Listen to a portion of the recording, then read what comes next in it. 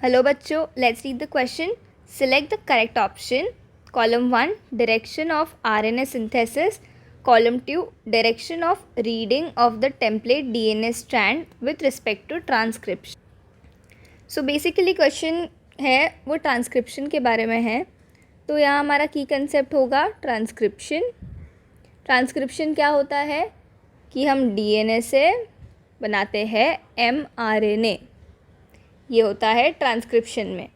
ठीक है, तो ट्रांसक्रिप्शन का एक मेन एंजाइम है जिसे कहते हैं डीएनए डिपेंडेंट आरएनए पॉलीमरेज.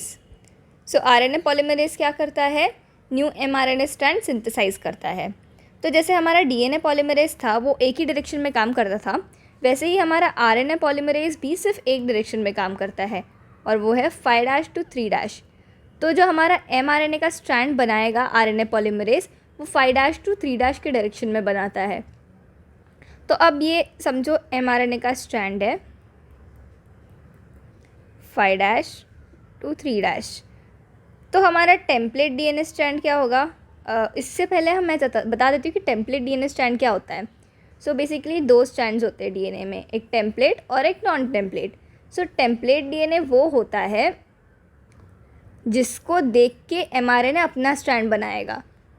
मतलब एमआरएनए के जो भी न्यूक्लियोटाइड्स होंगे वो टेम्पलेट स्ट्रैंड के कॉम्प्लीमेंट्री होते हैं. सो अगर एमआरएनए के कॉम्प्लीमेंट्री होगा डीएनए का टेम्पलेट डीएनए. सो अगर एमआरएनए के कॉम्प्लीमेंट्री होगा टेम्पलेट डीएनए तो इसका क्या होगा डायरेक्शन? 3' to 5'. ये है टेम्पलेट डीएनए. सो आरएनए पॉलीमरेज यहाँ पे अटैच होगा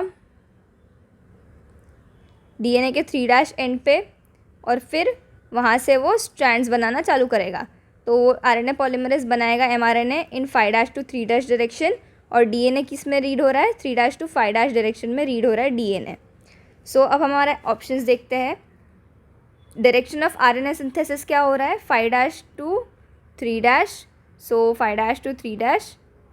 और direction of reading of template strand क्या हो रहा है? 3' to 5'. तो 3' to 5'. सो ये होगा हमारा correct answer. Hope you have understood it well. Good luck and thank you.